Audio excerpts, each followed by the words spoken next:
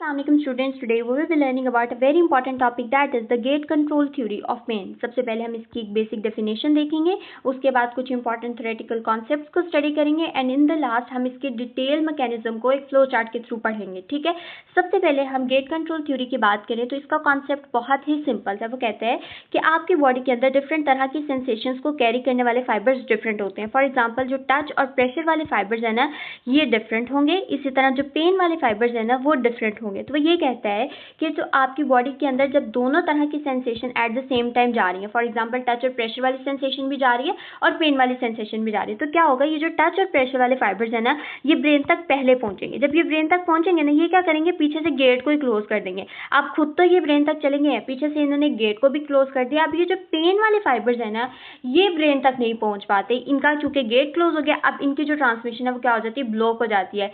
Gate completely भी block हो सकता है और ये पार्शियली भी ब्लॉक हो सकता है। ठीक है, तो ये बहुत सिंपल सा कॉन्सेप्ट है। अगर हम इसकी यहाँ पर डेफिनेशन देखें तो यही लिखता है कि in other words when non painful signal dominate over the painful signal the transmission of the pain is reduced और ब्लॉक। बहुत सिंपल सी बात है। अगर हम ऊपर से भी देखें तो ये लिखता है that non painful input closes the nerve gate to the painful input preventing pain sensation from the travelling to the nervous system. तो क्या होगा, जब भी आपको दोनों तरह की सेंसेशन मिल रही होगी, नॉन पेनफुल इनपुट ब्रेन तक पहले पहुंचेगी और पेनफुल इनपुट कहीं पीछे ही ब्लॉक हो जाएगी। ठीक है, बेसिक डेफिनेशन पढ़ने के बाद अब हम देखते हैं इसका एक कंप्लीट थ्योरेटिकल ओवरव्यू कि सब कुछ हो किस तरह से रहा होता है। सबसे पहले आपकी बॉडी के अंदर कुछ रिसेप्टर्स होते हैं जो कि पेन के सिग्नल्स को देख रहे होते हैं। फॉर एग्जांपल नोसिसेप्टर्स होते हैं जो कि पेन की इनपुट को ले रहे होते हैं। इसी तरह आपके पास बॉडी के अंदर मैकेनो रिसेप्टर्स होते हैं। ये मैकेनो रिसेप्टर्स क्या करते हैं, टच और प्रेशर की सेंसेशन को देख रहे होते हैं। ठीक है, इन्होंने इस सेंसेशन को रिसीव कर लिया, बाहर से कुछ स्टिमुलस है, इन्होंने उसको रिसीव कर लिया। अब इन्होंने स्टिमुलस को कुछ फाइबर्स के थ्रू ब्रेन तक लेकर जाना होता है। फॉर एग्जाम्पल अगर हम बात करें तो हमारी बॉडी के अंदर जो फाइबर्स होते हैं उसके अंदर हमारे पास होते हैं ए बीटा फाइबर्स, इसी तरह हमारे पास ए डेल्टा फाइबर्स होते हैं और फिर हमारे पास कौन से फाइबर्स होते हैं, सी फाइबर्स होते हैं। ठीक है, अगर हम बात करें ए बीटा फाइबर्स की तो ये वो वाले फाइबर्स होते हैं जो कि क्या कैरी करते हैं, टच और प्रेशर और वाइब्रेशन की सेंसेशन को कैरी करते हैं। इनके बारे में वो ये कहता है कि ये थिक माइलिनेटेड फाइबर्स होते हैं। इनकी जो ट्रांसमिशन स्पीड है वो बहुत ज्यादा होती है। हम लोग ये बात कॉन्सेप्ट बहुत बचपन से पढ़ते आ रहे हैं। आई थिंक 8th क्लास में हमने पढ़ा था कि जब भी हमारे पास न्यूरॉन्स के ऊपर माइलिन शीट होती है तो उनकी ट्रांसमिशन स्पीड ज्यादा हो जाती है। इसी तरह जो ए बीटा फाइबर्स हैं, क्योंकि ये थिकली माइलिनेटेड होते हैं और ये फास्ट फाइबर्स होते हैं, इनकी ट्रांसमिशन स्पीड बहुत फास्ट होती है। ये बहुत ज्यादा लाइट टच और नॉन पेनफुल स्टिमुलस को लेकर जा रहे हैं, तो प्रेशर जैसे स्टिमुलस को ब्रेन तक लेकर जा रहे होते हैं। इसी तरह अगर हम बात करें ए डेल्टा फाइबर्स की तो ये क्या करते हैं, शार्प पेन के सेंसेशन को लेकर जा रहे होते हैं, लेकिन चूंकि ये इनकी माइलिनेशन थोड़ी थिन होती है तो इनकी ट्रांसमिशन की जो स्पीड है वो थोड़ी सी मॉडरेट होती है। ठीक है, उसके बाद अगर हम बात करें लास्ट पे सी फाइबर्स की तो ये बहुत ही ज्यादा स्लो फाइबर्स होते हैं क्योंकि ये माइलिनेटेड नहीं होते हैं और ये हमारे पास डल पेन के सेंसेशन को लेकर जा रहे होता है। अब इस बात को आप ऐसे समझें, फॉर एग्जांपल कहीं आपको एकदम से चोट लगती है, आप गिरते हैं और आपको क्या होता है, या कोई भी नीडल लगती है आपको, फौरन से थोड़े टाइम बाद आपका ब्रेन उस चीज को परसीव कर लेता है। ठीक है, बट आपको अगर डल पेन हो रही है, मस्कुलर पेन हो रही है, तो आहिस्ता आहिस्ता ब्रेन तक जाएगी, फिर आहिस्ता आहिस्ता उसकी इंटेंसिटी भी इंक्रीज होगी। जब ज्यादा सारी ट्रांसमिशन ब्रेन तक हो जाएगी तो वो सारा कॉन्सेप्ट इस तरह से बेस करता है। तो हम लोगों ने क्या पढ़ा, हमने कहा कि हमारे पास ए बीटा फाइबर्स होते हैं, ए डेल्टा फाइबर्स होते हैं और सी फाइबर्स होते हैं। ए बीटा फाइबर्स जो है ना, ये हमारे पास फास्ट टच के सेंसेशन को लेकर जा रहे होते हैं। ए डेल्टा फाइबर फास्ट पेन को और सी वाले जो है वो स्लो पेन को लेकर जा रहे होते हैं। ठीक है, अब एक बेसिक पेन की ट्रांसमिशन किस तरह से होती है। सबसे पहले कोई भी लेट्स से कि टिश्यू इंजरी होती है, as a result pain receptors activate होते हैं और वो जो सारे फाइबर्स के सिग्नल्स हैं किसके थ्रू, या तो वो ए डेल्टा फाइबर्स के थ्रू लेकर जा रहे होते हैं या फिर सी फाइबर्स के थ्रू आपके ब्रेन तक सिग्नल लेकर जा रहे होते हैं। ठीक है, ये सारे सिग्नल जाते हैं, ये जाते हैं सबसे पहले आपके स्पाइनल कॉर्ड के डोर्सल हॉर्न की तरफ जाती है। ठीक है, अब स्पाइनल कॉर्ड के डोर्सल हॉर्न के पास जाकर वहां पर ये सिग्नल्स क्या करते हैं, साइनैप्स करते हैं सेकंड ऑर्डर न्यूरॉन्स के साथ। ठीक है, साइनैप्सिस कर लिया, इसके बाद ये क्या करते हैं, ऑपोजिट साइड पे क्रॉस करते हैं। हम लोगों को तो ये बात पता है ना कहीं हमारे ब्रेन के अंदर लेफ्ट साइड राइट को कंट्रोल करती है, राइट साइड लेफ्ट को कंट्रोल करती है और एक प्रोसेस होता है जिसमें फाइबर्स क्रॉस करते हैं जिसको हम डिकसेशन कहते हैं। ठीक है, उसके अंदर आपने नहीं जाना। सेकंड ऑर्डर न्यूरॉन्स के साथ इसने साइनैप्सिस कर लिया, ऑपोजिट साइड पे से क्रॉस कर लिया। अब वहां पर जो हमारे पास ट्रैक्ट होता है, जिस स्पाइनोथैलेमिक ट्रैक्ट, ये एक्टिवेट होता है। ये सारे सिग्नल्स कहां तक ले जाते हैं, आपके थैलेमस के अंदर। थैलेमस एक रिले स्टेशन होता है, वो इस चीज को लेता है और उसके बाद ये कॉर्टेक्स तक पहुंचा देता है। सोमैटोसेंसरी कॉर्टेक्स क्या करता है, पेन की परसेप्शन करता है। ये सिंपल चीज है, कहीं भी गेट अभी नहीं आया। ठीक है, इस तरह सा पेन पैथवे आपके ब्रेन के अंदर जा रहा होता है। ठीक है, अब आपने बेसिक पेन पैथवे को पढ़ लिया। अब हमने देखना है कि ये जो गेट था ये कहाँ पर लाई करता था। तो जी गेट मौजूद होता है आपके स्पाइनल कॉर्ड के डॉर्सल हॉर्न के पास। एक स्ट्रक्चर होता है जिसको आप सब्सटेंशिया जेलेटिनोसा कहते हैं। इस सब्सटेंशिया जेलेटिनोसा के अंदर मौजूद होते हैं इनहिबिटरी इंटरन्यूरॉन्स।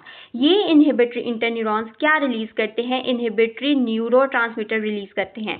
ये जो इनहिबिटरी न्यूरोट्रांसमीटर होते हैं ना, ये क्या करते हैं? मेनली काम करते हैं और आपकी पेन के सिग्नल को ब्रेन से जाने तक रोक देते हैं। तो अंडरस्टूड सी बात है, जब ये इनहिबिटरी इंटरन्यूरॉन्स क्या होंगे? एक्साइट होंगे, एक्टिवेट होंगे, तो जाहिर सी बात है तभी ये न्यूरोट्रांसमीटर को रिलीज करेंगे और तभी वो इनहिबिटरी न्यूरोट्रांसमीटर पेन को ब्लॉक करेंगे।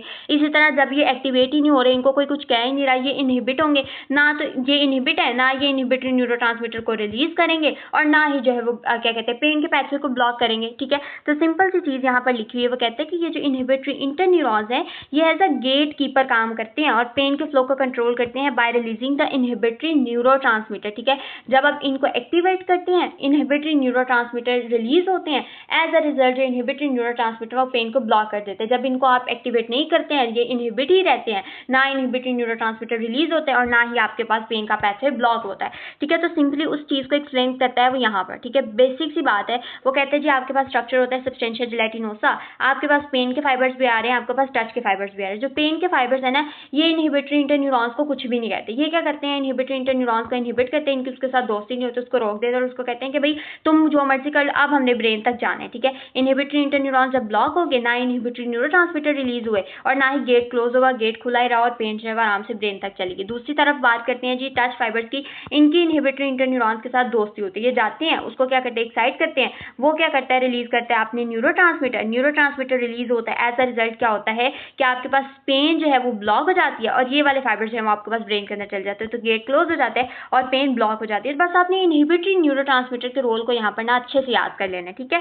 उसके बाद ये होता क्या, जब आपको दोनों sensation at the same time मिल रही है, मैंने आपको स्टार्टिंग में भी बताया था कि होता ये है कि जी आपके पास जो पेन के फाइबर्स होते हैं और आपके पास टच के फाइबर्स होते हैं, जब दोनों सिग्नल्स आपको एट द सेम टाइम मिल रहे होते हैं ना, तो पेन के फाइबर्स आते हैं, ये गेट को ओपन करने की कोशिश करते हैं, लेकिन ये क्या थे? ये स्लो फाइबर्स थे। फास्ट फाइबर्स तो कौन से थे? टच की, ये पहले चले गए, इन्होंने पहले ही इनहिबिटरी न्यूरोट्रांसमीटर को एक्साइट कर लिया, उसके साथ दोस्ती कर ली, उन्होंने पीछे से न्यूरोट्रांसमीटर रिलीज करना शुरू कर दी, ये आगे चले गए, इन्होंने न्यूरोट्रांसमीटर रिलीज किया और पेन के पैथवे को क्या कर दिया गया? ब्लॉक कर दिया गया। यही मैकेनिज्म होता है आपके पास टेंस का। ठीक है, टेंस किसको कहते हैं? ट्रांसक्यूटेनियस इलेक्ट्रिकल स्टिमुलेशन को कहते हैं, जो कि हम फिजियोथेरेपी में बहुत ज्यादा यूज करते हैं। उसके अंदर क्या होता है कि जी आप वाइब्रेशन दे रहे होते हैं, आप पेशेंट को एक्सटर्नली स्टिमुलेट कर रहे होते हैं, टच और प्रेशर का स्टिमुलस दे रहे होते हैं। ठीक है, वो क्या करता है? आपके जो है ये वाले फाइबर्स को एक्टिवेट करते हैं, ए बीटा वाले आपके पास एक्टिवेट हो जाते हैं, ये जो है एक्साइटेटरी न्यूरोट्रांसमीटर को इनहिबिटरी न्यूरोट्रांसमीटर को एक्साइट करते हैं और एज अ रिजल्ट सिग्नल आपके ब्रेन तक चला जाता है। ठीक है, अब खाली ये होता है कि पेन मॉड्यूलेशन है इस तरह से नहीं होती। अब ना आपका ब्रेन भी परसीव नहीं करना चाहता पेन को, तो ब्रेन भी क्या करता है? कुछ डिसेंडिंग पैथवे या डिसेंडिंग फाइबर्स को जो है ना वो करना शुरू कर देता है, तो ब्रेन से भी कुछ इनहिबिटरी सिग्नल्स आना शुरू हो जाते हैं और वो इनहिबिटरी सिग्नल्स क्या करते हैं? कुछ इंपॉर्टेंट न्यूरोट्रांसमीटर को रिलीज करते हैं, जिसमें हमारे पास सेरोटोनिन है, नॉरएपिनेफ्रिन है, एंडोर्फिन्स है। ये क्या करती हैं? पेन को जो है ना वो क्या कर देते हैं? कम कर देते हैं। ठीक है, ये चीज है, तो they enhance inhibition at the gate और फर्दर पेन को क्या करते हैं? रिड्यूस करते हैं। ठीक है, और अगर हम अब सारे जो गेट मैकेनिज्म हमने पढ़ा उसकी समरी को देखें तो वो कहता है कि कोई भी टिश्यू इंजरी हुई, नोसिसेप्टर्स आपके पास एक्टिवेट हुए, पेन के सिग्नल स्पाइनल कॉर्ड के अंदर एंटर हुए, उन्होंने सब्सटेंशिया जेलेटिनोसा को एक्टिवेट किया और पेन गेट हो गई। अब आपने साथ ही साथ कहीं किसी को चोट लगती है ना, तो वो क्या करते हैं? चोट लगने के बाद उसको दर्द हो रही होती है, हम क्या करते हैं? आमतौर पर उसको रब करने की कोशिश करते हैं ना, सिंपल सी बात, उसको रब करते हैं।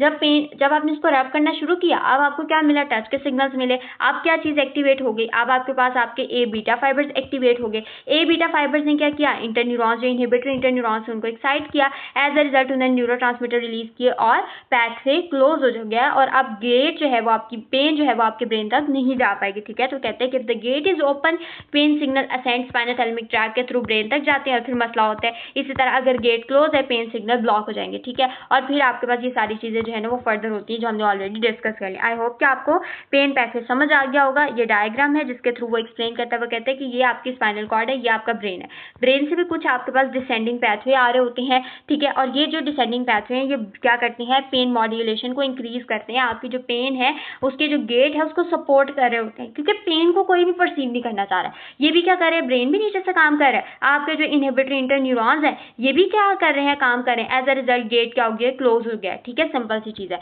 आई होप कि आपको ये सारा कॉन्सेप्ट गेट पैचवे का समझ आ गया होगा। If you have any question you can ask me in the comment section. Thank you so much.